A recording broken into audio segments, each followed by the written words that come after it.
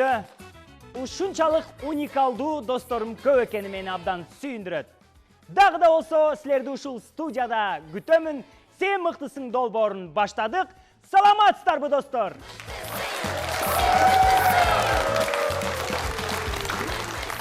Кыргыз хоккейинин келечеги музда чимирилте ойногон кичинекей хоккейчи.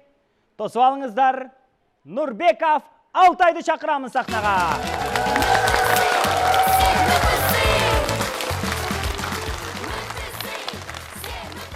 Ассаламу алейкум. Уалейкум ассалам. Алтай, кандайсың, жакшысыңбы? Жакшы. Формаң абдан сонун экен, кийимиң. Рахмат. Бул курама команданын кийимиби? Ооба. Кыргыз хоккейинин курама командасынын кийими. Эң сонун, аябай сонун жарашып жүрөсүңчү. Кайдан келдиң? Бишкек шаарынан келдим. Ой, сонун. Жашың канчада? 7. Канчадан бери хоккей ойнойсуң? 4кө чыгайын деп атканда ойноп баштагам. Охо. Каяка барып ойноп келдиң?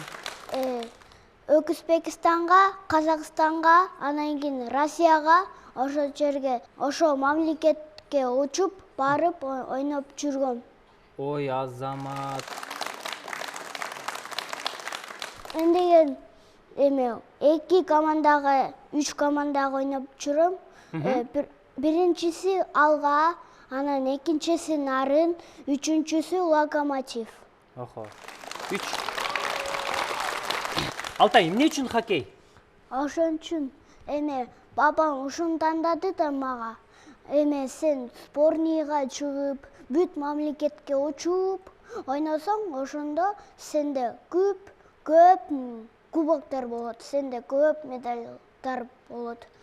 Анан НХЛ, ХХЛга ойноп, жакшы ойносоң, ошондо сага айфон берем деген.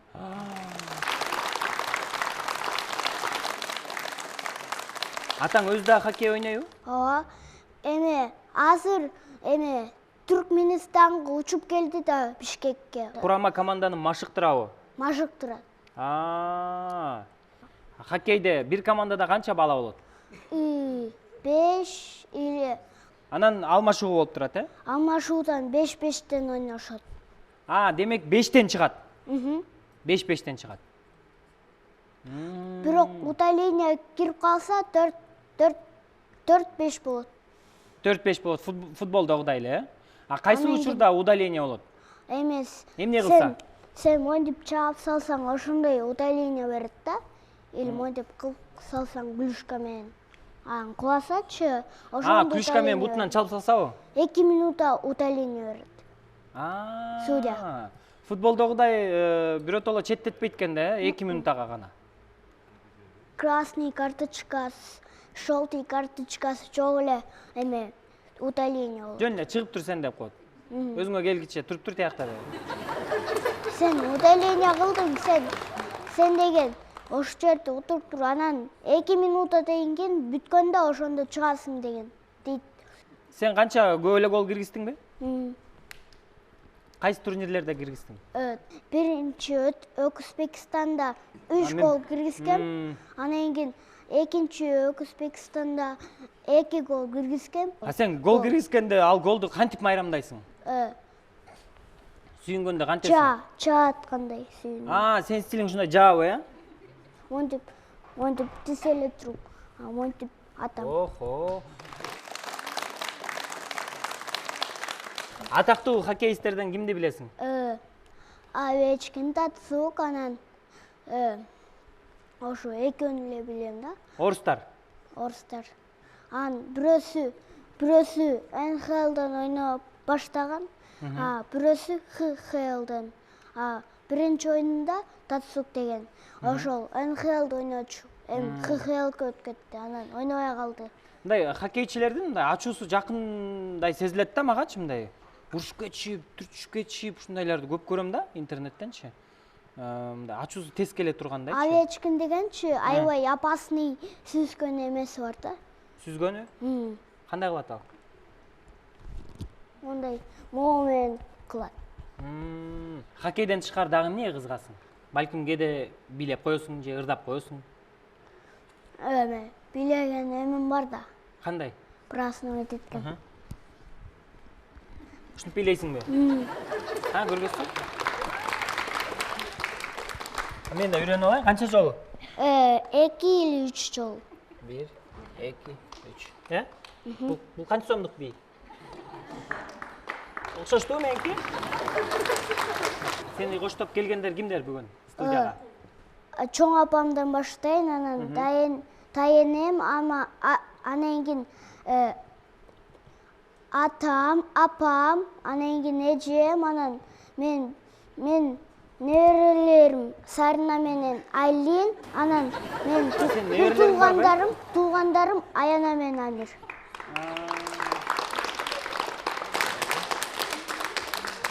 Алтайдын неберелери кол көтөрүп койгочу, кана. Котор, 2. Жакшы, бүгүн ким менен сүйлөшөбүз? Баба атам менен сүйлөшүп калдым. Атаң менен сүйлөшөлү, Атаң аты ким? Салмат. Салмат мырза, ассаламу алейкум. Кош келдиңиз. Ассаламу алейкум, Самат мырза, кандайсыздар? Жакшы. Кыргыз хоккейинин өнүгүшүнө салым кошуп аткан адамдардан экенсиз. Канча жылдан бери машыктыруучусуз? Мен 2014-жылдан бери машыктыруучумун. Жаңы эле уулум Түркменстан деп туура эмес айтып койду окшойт. Жакында эле мына Турцияда өткөн дүйнө чемпионатында Кыргызстан курама командасы 3-дивизиондо группа А тайпасында 1-орунду алып келдик, дүйнө чемпиону болуп келдик. Ошо келүү эле бул жакка келип калдык. Ошол жакта мына улуттук курамда ойногон, бул жерде Адис мырза отурат. Эмне себептен хоккейге берип койдуңуз балаңызды? Баякы өзүңүз машыктыруучу болгондуктанбы же өзүнүн бир таланттарын байкадыңызбы? Негизи таланттар байкалды, анткени баягы 3 жашында эле биз үйдө баягы детский мындай клюшкаларды алып берип койчубуз. Анан үйдөн ойноп атып эле анан 3,5 жашында ушу музга тургузуп көрдүк. Анан ошо менен эле 4 жашында тегип кетти, өзү эле тегип кетти да. Деринде бар окшойт да. Кыргызстан курама командасы хоккей боюнча дүйнөнүн чемпиону болот деген ишеничтебиз. Кудай буйрса. Чоң рахмат. Алтай, жантан бери биз хоккей жөнүндө сүйлөшүп атабыз. Сен муз үстүндө ойногон, көргөзгөн өнөрүңдү азыр экрандан көрөбүз, андан кийин улантабыз.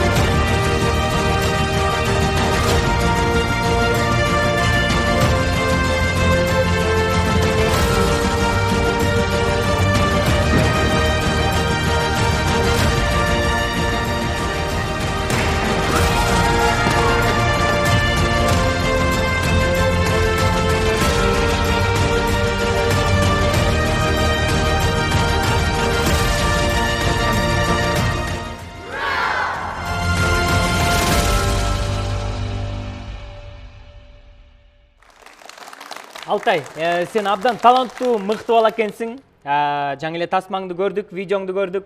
Эми сага сонун бир оюн даярдап койдук. Экрандан анча-мынча суроолор берилет. Ошо суроолорго сен жооп берип турасың. Сүйлөштүкпү?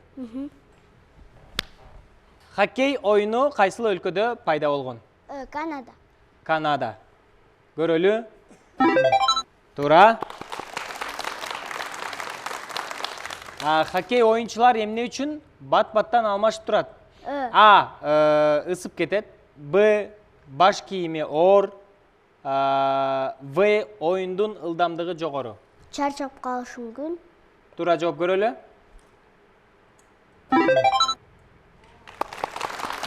Туура.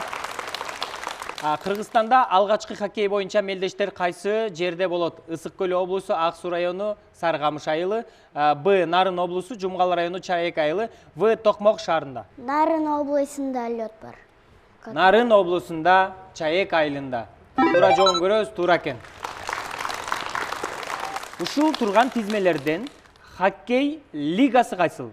А. FIFA, Б. АФК, В. НХЛ, Г. КАФА. НХЛ. Демек, В варианты туура. Кийинки суроо. Бишкек шаарында канча муз аянтчасы бар? 5, 3, 2, такыр жок. 2. 2. Көрөлү. Туура. Мына ушундай сонун суроолорго жооп бердиң. Кол чабуулар Алтайга. Анда сен менен жүрү сахнага чыгалы дагы бир жакшы оюн ойнойлу, э? Мен деле анда санда хоккей ойнойм, бирок мындай коньки тээп албайм да. Мага жакшы бир ботс кийгизип койсоң, чурукка ойноп жүрө берем да. Ботс жок да. Форма барбы мага? Же костюм менен ойной берейинби?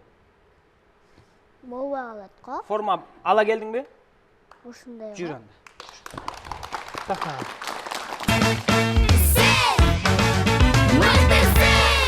Достор, биз азыр муз аянтчадабыз.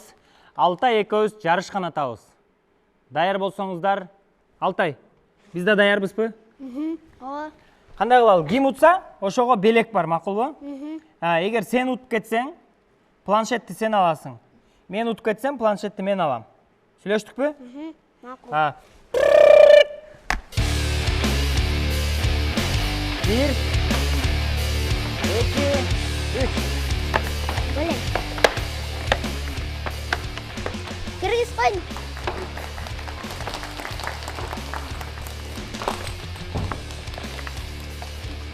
Кыргызстан. Макул, 1-0. 1, 2, 3. Кыргызстан мушеле. Мен Кыргызстан биринчи. Sen киргиздиңби дагы? 2-0 достор бизде.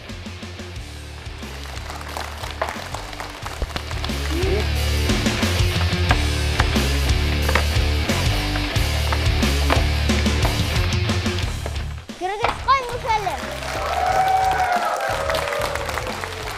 Кел эми чынык, мондай чынык ойнойт экөөбүз, бири-бирибиз менен алдашабыз азыр. Сен дарбазаң бул жак, Мен дарбазам бул жак.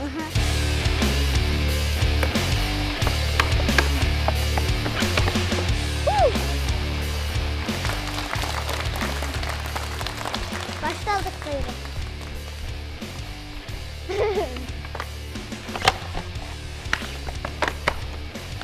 Ay! Az kaldı, makul. Keyingisine gireceğim hazır.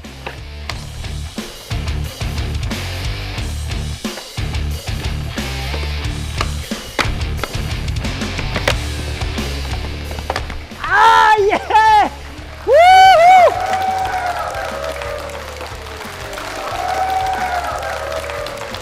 Bir biz.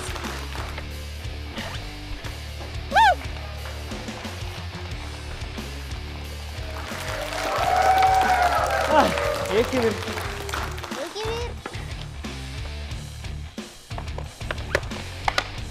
Woo!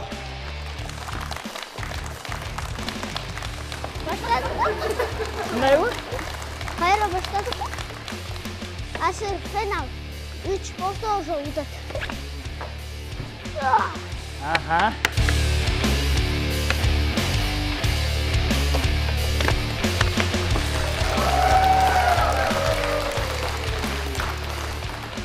Altay kança oldu? 3-2. 3-2. Ben unuttum. Men utup kaldım başında. Kol çabılar dostlar. Hurmatlı dostlar. Muz üstünde konki oynoş kançалык деңгээлде кыйын экенин мен азыр сезип турам.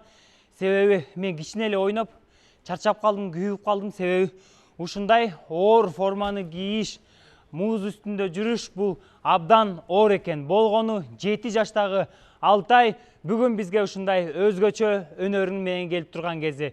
Мен сага эми ушундай сонун оюндан кийин кантип белек бербей коем. Алтайдын белектерин ортого алып чыгып коюңуздар. Алтай. Экөөбүз сүйлөшкөндөй мен сага могу белектерди тапшырам. Бул жон баштык сага мектепке асын тагынып барасың. Аха. О. Бул балдар энциклопедиясы китеби сага. Рахмат. Ошондой эле мен сөзүмө турам, Алтай. Мен сага утулуп калдым. Сен мыктысыңдын планшетін тапшырам. Ошондой эле сен мыктысың долбоорунун башкы кубогун Алтайга тапшырам. Алтай, мен сени узатып коеюн дагы. Бир аз барып эс алып албасам. Мен аябай чарчап калдым, кеттик жүр.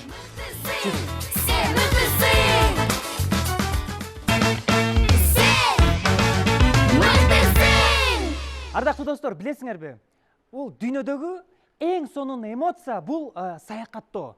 Ошондуктан достор, саякаттайлы, изденели, изилдейли, тынбайлы, дүйнөнү кыдыралы. Ал эми азыркы чакыра турчу коногум болсо, дүйнөнүн кереметтүү жерлерин изилдеген кичинекей саякатчы, сиздердин кол чабыңыздар менен Жанадилов Байтурду ортого чакырамын. Тосуп алалы.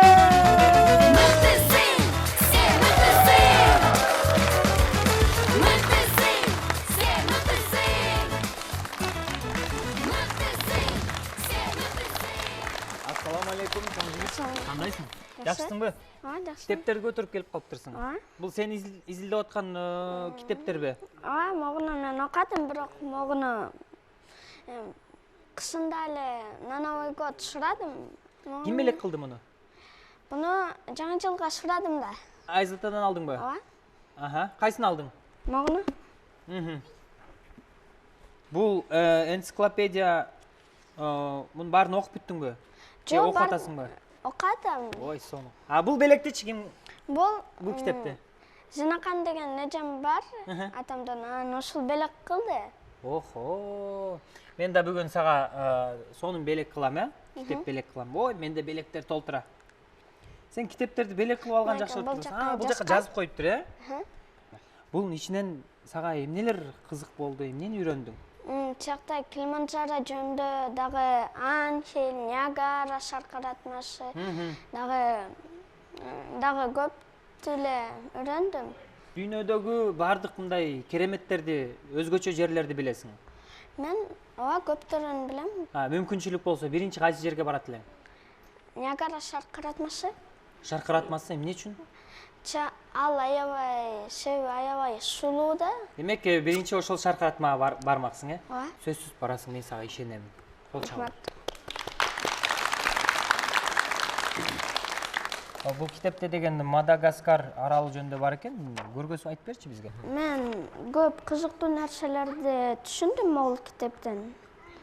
Аябай коркунучтуу, сулуу, герлер опасный, ушуларды билдим. Баракелди. Негизи өзүң Кыргызстандан башка чет жакка саякаттап барып көрдүңбү, барып көрө элексиңби? Барганмын. Кайсыл жакка бардың? Египет, Турция, андагы Объединенные Арабские Эмиратка баргам. Болду. Сен менден да көп жерлерди көрүп койгон турбайсыңбы? Ошонун арасынан кайсыл шаардын мындай өзгөчөлүгү сен эсиңде калды? Дубай жакта. Андагы чакта көп технология ушундай болчу да. Технология, жаңы имараттар, имараттар. Египет жаккан жокпу? Египетте эле жактым, ага пирамида ушундай. Көрдүң пирамиданы? Пирамидаларды көрдүм. Кандай сезим болду биринчи? Ошо телевизордон көрүп жүргөн, кинолордон, китептен окуп жүргөн жердин алдында барганда кандай эмоция болду сенде? Кандай сезим болду? Менде аябай жакшы сезим болду. Мен таң калдым аябай. Ушундай экенби?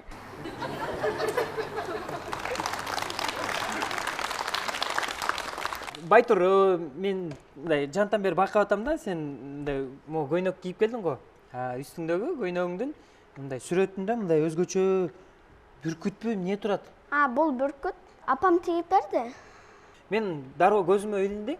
Мындай колго жазалганы, мындай чындап мындай көңүл бөлүнүп, ошо махабат менен жазалганы билинип турат да. Мына биз кыргыздар ушундай нерселерди бренд кылып биз чет өлкөгө сатышыбыз керек да.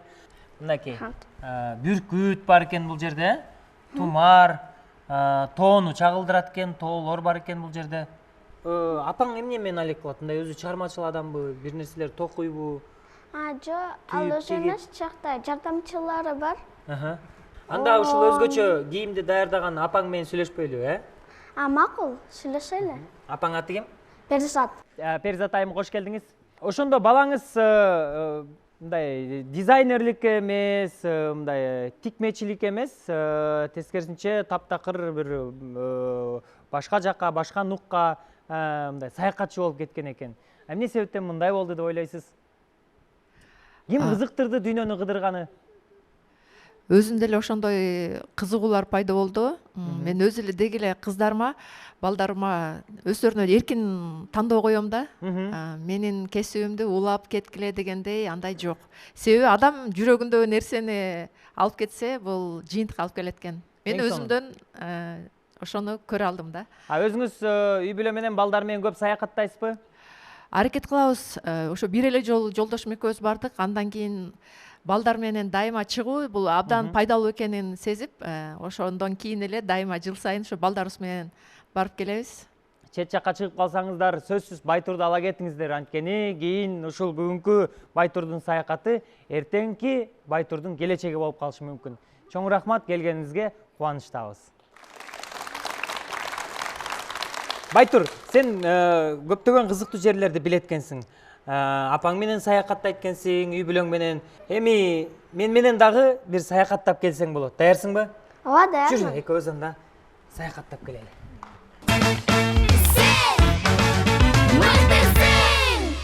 Байтур, тапшырмага даярсыңбы? Ооба, даярмын. Кеттик анда.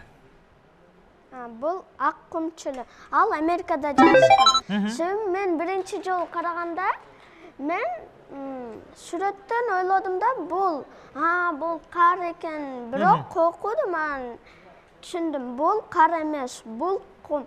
Жакта круглоголовик деген жаныбар жашайт экен. Атынан эле түшүндүңөр. Анын башы тоолуктой да. Мен деле башында көргөндө дароо эле кар деп элестеттим мен могул жерди. Көрсө, ак кум чөлү турбайбы? Сонун азамат экенсиң. Кийинкиси? Бул Амазонка дарыясы. Ал Бразилия менен Перудан өтөт. Атлантический океанда Тихий океанга барат экен. Анын интересный жерлери ушакта 2000 түр балык бар экен да. Анын чоңдору 200 килограммга чейин жетет. Дагы чакта пиранья, речной акулалар бар. Баракелди. Кийинкиси? Бул Анхель сакыратмасы. Ал Венесуэлада жайгашкан. Анын бийиктиги 1054 метр. Дагы ал түшкөндө буу болуп калат экен да. Анын себеби ушул үчүн жакта мындай чөп көп болот экен да. Анын биринчи жолу немецкий ученый барганда ушакта кызыл кара болот экен да. Себеби ал аябай чоң, анын түшкөндө ушундай болуп калат экен да, көрүнүп калат экен да. Анын бардыгын айтканда, ага эч ким бурбады деле да. Анан английский ученый келди. Анан ушуну караганда жакта чөптөрдү алып келди да, лечебныйчы. Ага деле эч ким бурбады да, көңүлчү. Анан только 1935 жылда Анхель деген жигит барды да, анын вертолету сынып калды. Анан 11 күн аралап, анан ошентип тапты да ушул саркыратманычы. Анан ошентип азыр мындай известный болуп калды да. Эң сонун. Бул Гималая чокусу. Эверест жайгашкан. Анан биздин кыргыздардан чакта Илим Карыпбеков, анан тиги Эдуард Кубатов. Анан жана чакка 300 адам чыгайын деп бөлүп калды. Бирок 4000 чыга алды да. Анан Эвересттин бийиктиги 8849 метр. Анан чакка мындай да, Непалда жайгашканда, себеби Непалдын могул желеги бар го, ал эки треугольникта, себеби Эверестте эки чокусу Чокусу бар. Ой, эки чокусу бар. Анан ушул үчүн мынтип коюлуп калганда ушундай желекчи. Ал Китайдан, Индиядан, Непалдан, Пакистандан, Мьянмадан, дагы Бутандан өтөт. Дагы Баракелди, кол чабуулар. Бул кайсы көл? бул Жансыз көлү. Ушакта дарылык касиети көп да. Ушакта бул себеби кум эмес, бул туз. Анан ушакка жатсаң, мындай дарылык касиети зор да. Ошол үчүн чакта көп пансионат болуп калды да, ушинтип. Анан ар бир жыл менен 1 метрге кичинерет экен да. Себеби ылдыйында туз да. А туз сууну мынтип içe берет. Анан ушинтип кичинекей боло берет экен да. Тереңдиги 306 метр. Дагы анын ширинасы 15 километр, а узундугу 80 километр дейди. Ооба. Анан дагы ал аябай мындай чакка мынтип сен чөкпөйсүң да, мынтип жата берип планшетти карай бересиң да, же окуй бересиң. Сууга түшсөң чөкпөйсүңбү? Ооба, чөкпөйсүң. Сага таш деле койсо. Себеби туз да, туз. Ооба, туз. Туз болгондон кийин адамды мынтип калкытып өйдөгө чыгарып коет да. Ооба, чыгарып Эң коет. сонун экен. Бул жерге барып алып тамак жасасаң, туздун кереги жок экен да, сууну алып туруп эле куюп койсоң болду. Кийинкисин коебуз. Бул Килиманджаро. Ал Танзанияда жайгашкан. Ушака себеби биздин кыргыздар деле барган, бирок аттарын билбейм. Анан биринчи жолу чакта байыркы адамдар ойлоду да, чакта металл дорогой да. Себеби эч качан кар көргөн жок да. Бул Африкада чакта кар жок. Анан ушуну элестетпеди. Анан эң күчтүүсүн чакка барды да. Анан ушинтип мынтип алып келатса, кармады, анан алып келатса, чакта ал жолунан мынтип эрип калды да. Анан ал түшүндү, бул металл эмес да, баалуу эмес да, кымбат эмес. Анан ошол үчүн ал ушундай болуп калды. Анын ширинасы 2 километр, бийиктиги 5 километр. Кийинки Ниагара саркыратмасы. Ал Америкада жайгашкан. Анын ширинасы 1 километр. Анан бийиктиги эң кичинекей жерде 46 метрда, эң бийик жерде бийиги 57 метр. Ушакта пансионат көп да, жана кино көп тартылган. Себеби ушакта аябай сонун да. Анан дагы ушакта Аса Муса деген радуга бар экен да. Анан ошол үчүн туристтер келе берет. Жана ошол сулуулугун көрүш үчүн келе берет да. Демек, бул Ниагара шаркыратмасы кайсыл өлкөдө жайгашкан? Америка. Америка өлкөсүндө жайгашкан экен. Баракелди, кол чабуулар. Бул Сахара чөлү. Ал эң чоң чөл, жердеги эң чоң чөл. Аны квадратный километр менен санаса 9 миллион 200 миң квадратный километр болуп кетет экен да. Бул Кыргызстандан көбүрөөк. Анан дагы ал мындай да, мынакей. Чакта ал ар бир жыл менен көбөрө берет экен да, чоңураак боло берет экен да. Себеби чакта таштар бар, кумдар. Анан ушулар сынып кетет, анан мынтип, ушинтип көбөрөт экен да. Демек, бул жылдан жылга бул өзүнүн аянтын мындай кеңейтип, чоңойтуп кете берет экен да, кум жайылып кете берет экен да. Сен чындап мыкты экенсиң. Эми албетте биздин берүүбүзгө келип, ушундай көптөгөн маалыматтарды, биз билбеген нерселерди бизге айтып берип жатканың үчүн, биздин көрөрмандарыбызды таң калтырып жаткандыгың үчүн биз албетте сени эми белек менен таң калтырабыз. Анда эмесе, Байтурга арналган белектерди сахнабызга алып чыгып берип коюңуздар. Мыктылардын мыктысы Байтур, бул жон баштык сага. Опа. Бул китеп, сага балдар энциклопедиясы, ошондой эле сен мыктысыңдын ушундай сонун планшети. Сен мыктысың болборунун башкы көбөгүн Байтурга ыйгарабыз. Азаматсың, Байтур. Мыктысың, сен мыктысың. Ардактуу достор, сиз көрүп жаткан Сен мыктысың долбоору. Мыктылардын мыктылары келип, биздин сахнабызда өздөрүнүн өнөрлөрүн тартуулап турган кези биз улантабыз. Ар бир баланын кыялына жол ачкан Сен мыктысың долбоорун биз улантабыз. Достор, ал эми азыркы чакыра турчу каарманым болгону 5 жашта өзү бий менен дүйнөнү тааныган, чимирле билеген элдин баарын таң калтырып, Талас облусуна караштуу Айтматов районунун Карасай айылынан келген Фархатова Айбикени чакырам. Тосуп алыңыздар!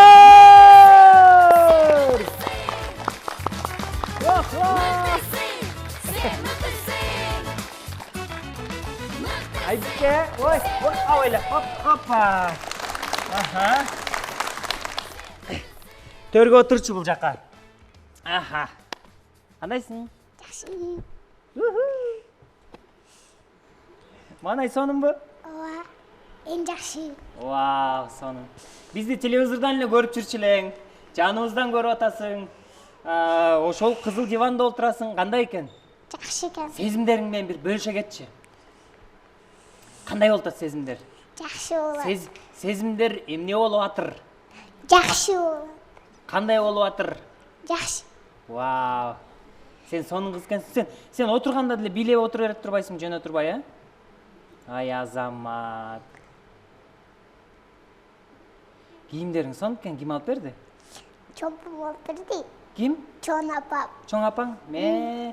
Былтыркы фасолдон го, э? Бут кийимиң сонун экен.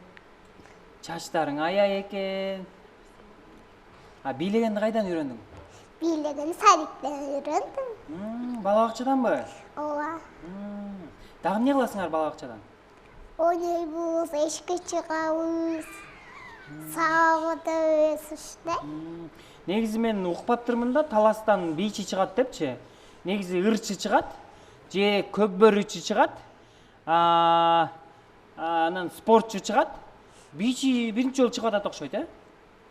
Ошол сен турбайсың көрсө. Ырлардан билесиңби? Ооба. Ырдабайлыбы бир? Жөнө турбай, ушунча келгенден кийин. Мейли.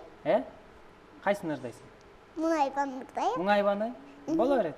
Кана. Мунайба деми, кайгырба деми, капаланба деми, буга жаштык деми, болду кайгырбастан күлүп жүрчү деми, мунайба деми. Муңайба деми, Мунайба деми, муңайба деми, мунайба деми, муңайба деми, мунайба деми. муңайба Айбике.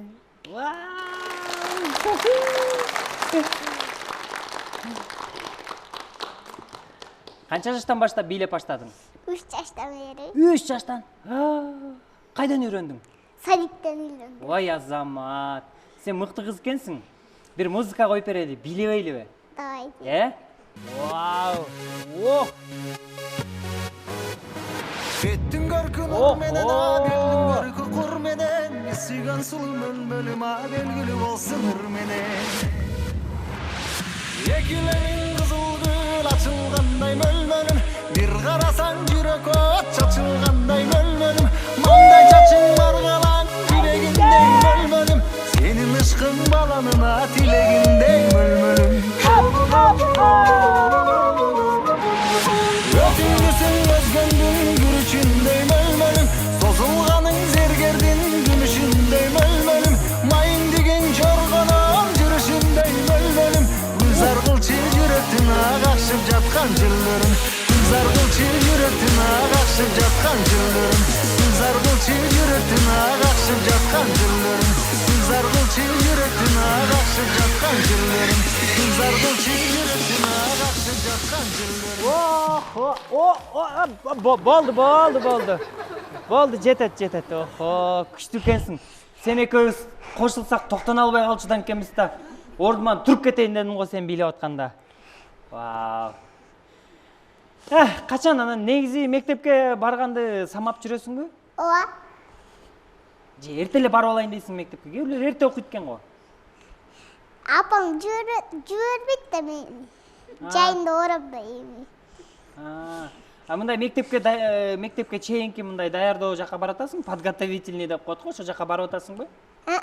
Тамгаларды билесиңби? Ооба. Жазган билесиңби? Ооба. Ой азамат. Билеген сага эмнеси менен жагат?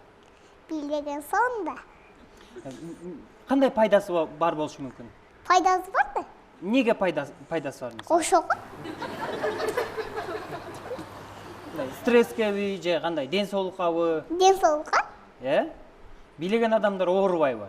Оорубайт. Үйдөн ким бийлейт силерди? Мен Сенен башкачы? эч ким билбейт. Сенен башкалар эмне кылышат үйдө? Ойношот. Чоң атаң да ойнойбу, чоң апаң да ойнойбу? Эмне жумуш кылышат алар? Алар жумуш кылат. Сенден башка дагы ким бар үйдө? Ойнойт деп атпайсыңбы? Ойногондордон ким бар? Мурзайым бүкөн бар, Аркапчем бар. Алар билей албайт сендей. Ооба.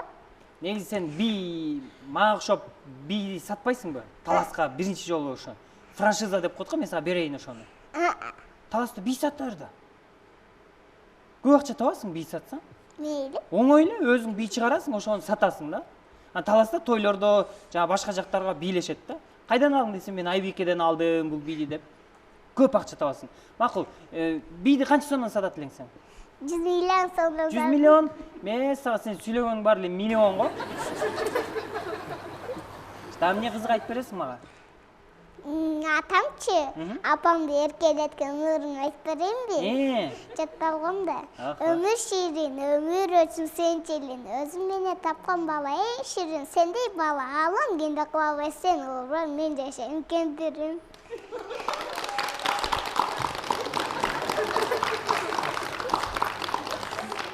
Күчтүү экен, таластыктар күчтүү эркелетип турбайбы?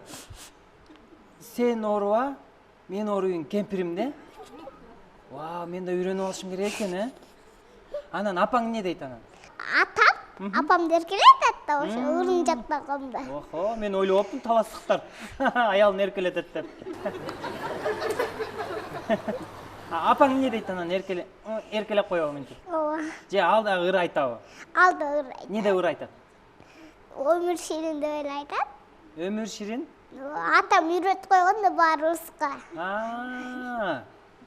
Үйдө жалаң мындай ыр менен эркелетишип турбайсыңарбы? Ооба. Курсак ачты, кайрат качты кемпирим деп, Тамагым ачышып кетти, сенин көп болуп кеткен окшойт, калемпириң деп. Күчтүү үй бүлө экенсиңер силер, Атаң ыр айтып, апаң ыр айтып, сен бийлеп, хоп деп секирип, Сен мен сүйлөшүп эле отургум келип атат да. Мен деле сизден сүйлөшүм келет. Өлмөм кетсин, сүйлөшүп эле отура берели, шу жерде отура берели, эчтеке кылбай эле. Жакшы, чоңойгондо ким болом дейсиң? Бич болгум келет. Бичи? Биден тышкарычы? Биден тышкары дагы. Биден тышкары ырчы болгум келет. Ырчы? Эме билем, махабат жок деп билем. Ошону ырдабайлыбы анда? Махабат жок дейбе жаным, сен үчүн күйүмө жана беремин. Жүрөгүм жок дейбе жаным, сен үчүн мага жана беремин. Ким менен келдиң? Чоң апам менен, тайжем менен келдим. Тайжең менен. Кимдер келди сенден дагы чогуу коштоп сени? Тайнем келди. Кимиси жакшы сүйлөйт мындай? Кимиси менен сүйлөшөйүн? Чоң апам менен. Чоң апаң менен сүйлөшөйүнбү? Жакшы. Аты ким? Талай. Талай. Саламатсызбы Талай эже, кош келдиңиздер. Саламатчылык. Абдан таланттуу, сүйкүмдүү небереңиз бар экен, көз тийбесин. Өзү билинбей жүрүп эле бийлеп жүргөн экен. Кийинчерээк билип калдык да биз. Үй бүлөдө ким мындай өнөргө жакын? Өнөргө эч кимибиз деле жакын эмес. Аны атасы үйрөтүп жүргөнбү айтыр. Бир күнү эле бийлеп чыгып калды. Небереңиз дагы кандай бийлерди бийлейт? Элдик бийлерден балким? Кыргыз бийин билет, африканча билет. Бардык эле бийлерди музыкага карата билей берет да. Жандай жаңы жылда 8-мартта постоянно ушу бийлеп турат. Демек бардык майрамдардын О, майрамда көркүн ачат көркүн ача турган ушу кыз Айбике. Мен ойлойм, ушул биздин Сен мыктысың долбоорубуз Айбикенин талантын мындан ары дагы өрчүшүнө жакшы бир мотивация берет деп ойлойбуз. Чоң рахмат. Таласка бизден ысык салам айта барыңыз. Айбике, сен бүгүндөн баштап менин досум болосуңбу? Мейли, Не кылалы дагы? билейли. Бийлейлиби? Эми бичи келгенден кийин бийлейт да, ырчы келсе ырдатмакмын. Анда мен сени сахнага узатайын. Сен бизге сахнадан сонун бий аткарып бересиң, макулбу? Дайынсыңбы? Колду бер. Ай, азамат. Кол чаап коюңуздар. Айбике, сахнага чыга берсең болот.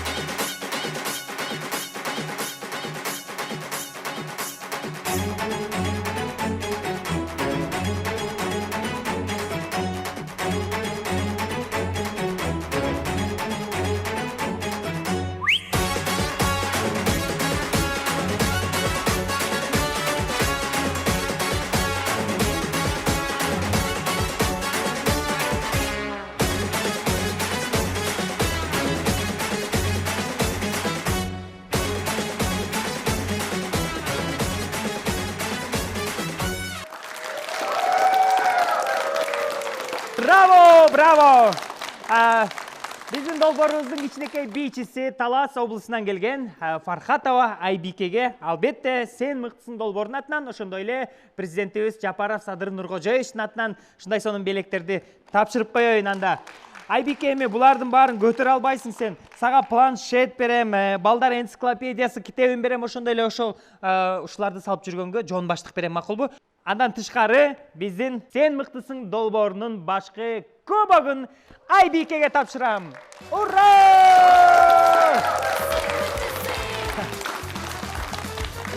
Айбике, сени Таласка вокзалга алып барып узатып коюн, салып жиберейин, Жүр кеттик. Жүр. Опа, мен көтөрүшүп алсам.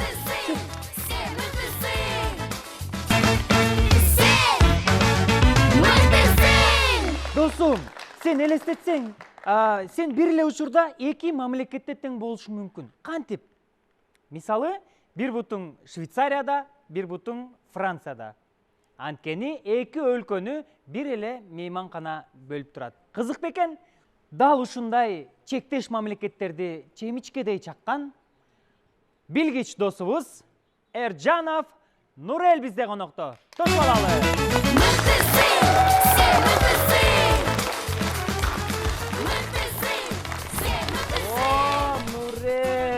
Нурелдин стили эле укмуш экен. Кел атканда эле сен мага жактың, Нурел. Кандайсың, жаксыңбы? Жакшы. Могу кагаз эмне болду экен? Бул деген неме картада цифралары бар. Ача берсем болобу? Ооба. Биякта сиз бирөөнү көрсөтсөңүз мен айтып бере алам да. Картадан, Мен анда бул жерде мамлекеттердин аттары жазылбаптыр бул жердечи. Номерлер бар экен. Мен ошо номери менен сурай берсем болобу? Ооба. Могу 170 деген номерчи. Ангола. Ангола. 174. Намибия. Демек Ангола менен Намибия экөө бири-бирине чектешкен. Европа жакка өтсөк. Могулчу 52 деген. Польша. Польша? Польша кайсы мамлекеттер менен чектешет? Литва, анан Беларусь, Украина, Словакия, Венгрия, Чехия, Германия. Бул мамлекеттерде ошол чектешкен мамлекеттерде чек араны кайтарып кадимкидей солдаттар турушабы же жокпу? Жок. Алар жүрө беришет. Неме, Нидерланды, Бельгия урушпай эле жүрүшөт да, алар чийип койгон. Жөн эле чийип коюшкан. Артка барсаң Бельгия, аттасаң Нидерланды. Мына мо сызыкта, мак Бельгия, мак Нидерланды. Мо жака өтсө болбойт, мочу эле жүрүш керек да. Мо 103 дегенчи? Туркменистан. Түркменистан. Жарайт. Африкадан да сурап көрөйүнчү. 135. Мавритания. Мавритания кайсы мамлекет менен чектешет? Жанында 136. Мали. Мали. Нурел, сен мамлекеттерди изилдеп, ошолорго кызыгат экенсиң да? Анан кийин мага кызык, Ватикан дүйнөдө эң кичинекей мамлекеттердин бириси да. Эмне үчүн ал кичинекей мамлекет? Ал деген Италиядан кичине ортодо эле, мына азыр картадан көрсөтүп берейинчи. Мына мо Ватикан болчу да, ал деген мондай жер болчу да, Италиянын могу жагын алган. Бирок анан Италия чыгып анан ошол жагын алып салды да, анан Ватикан кичинекей болуп калды. Демек ал Ватикан бул өзү чоңураак эле мамлекет болгон. Ооба, орточо. Анан Италия аны алып алыптыр да, Ооба, көбүн алып алды, жаман чоңун алып алды. Эң чоң мамлекеттерди санап берчи. Россия, Канада, США, Китай, анан Бразилия, Австралия, Аргентина, Индия, анан Казакстан, Казакстандан кийин Алжир. Алжир. Калчаулар, баракелде. Кичинекейге Ватикан, Монако, анан Науру, Тувалу, Лихтенштейн, анан Сан-Марино, Мальта, анан Мальдивы. Мальдивы да кичинекейби, кичинекей Ал мамлекеттерге кирет. жакшы көрүнүп атат да, чыныкай чоң картадан вообще көрүнбөй калат. Ушул картадан эң бай мамлекеттерди карабайлыбы экөөбүз? Швейцария, Объединенные Арабские Эмираты, ОАЭ, Япония, анан Франциядан кийин неме? Бахрейн, Катар, США. Бир штаты бар да, ал деген Африканын байлыгынан ашып кетет. Бир эле штаты, Ооба, бир эле штаты ашып кетет. Аныкы 4 миллион, триллион, а биякта 3 триллион. Вау. Эмне үчүн Европада өнүккөн өлкөлөрдө ортодо мондай чоң килтейген чек арасы жок, автоматчан солдаттары жок, биз тарапта бар? Себеби?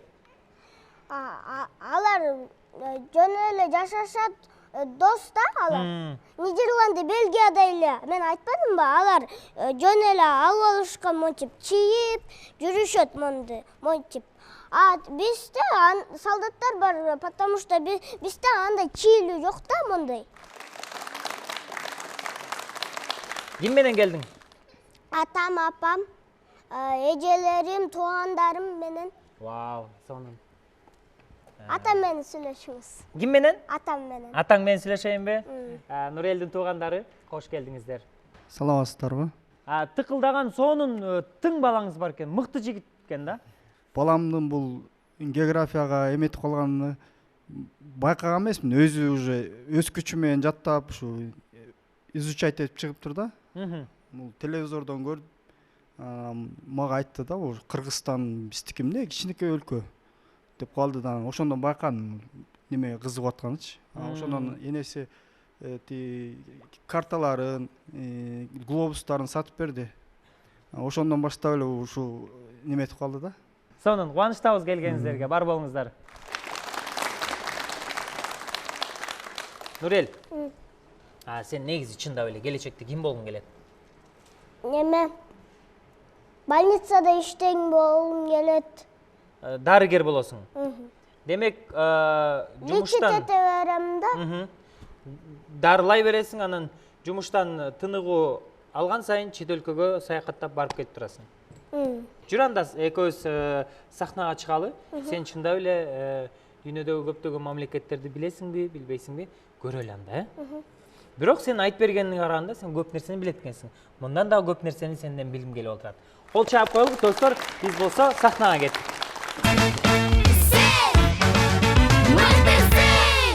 Ардактуу достор, көрүүчүлөр, азыр бизге коногубуз Эржанов Нурел бизге ушул доскага могул жерде ар бир мамлекеттер өзүнчө бөлүнгөн, ушуну өз колу менен мындай дүйнөлүк картаны чогултуп берет. Биз Нурелге болгону 5 мүнөт убакыт беребиз.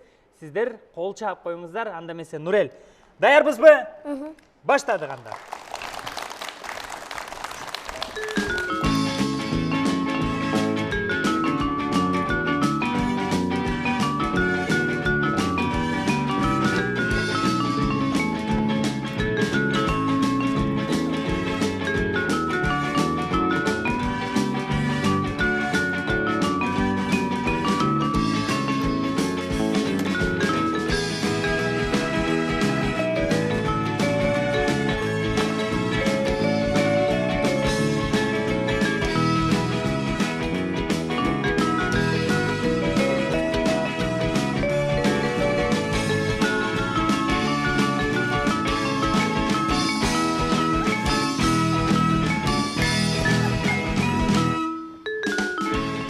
Моно чыптыш керек.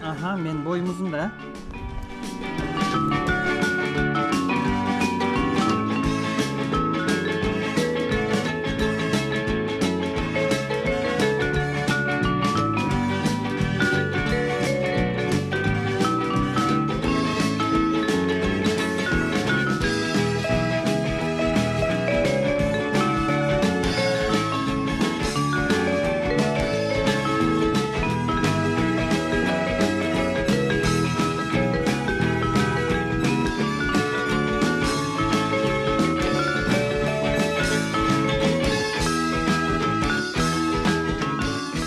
Батпай калбады. Африканы мындай ылдый кылсакчы.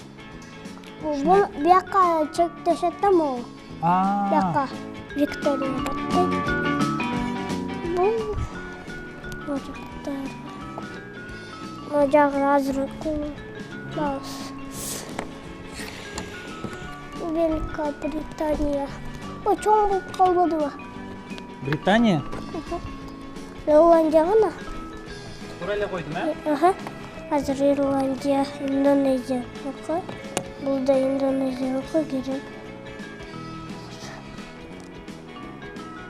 Азыр мен эмне кылдым? Британияны алып келдиң, бул?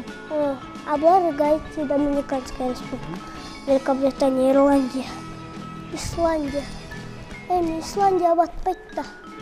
Кана, кайсы жакка Ал чаптап мага чапташ керек болчу. Кайгына? Бул Норвегиянын үстүнө коюп коелучу. Бул жерге? Бул Аляс. Норвегиянын дагы аянты чоң экен негизи, э? Ооба.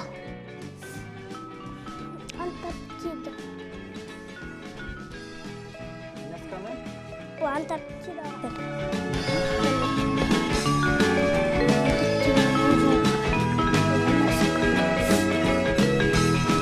Аляска батпайт.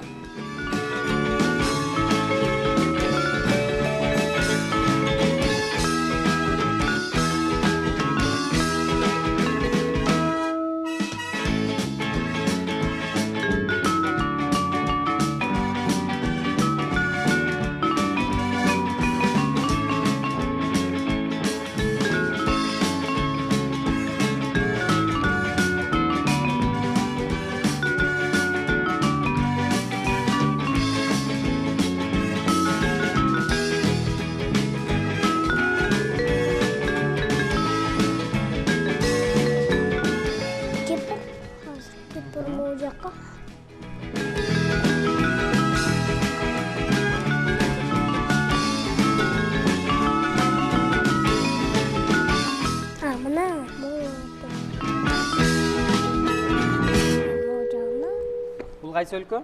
Индонезиянын Индонезия. өлкөсү. Нурел, Германия тууралуу айтып берсең.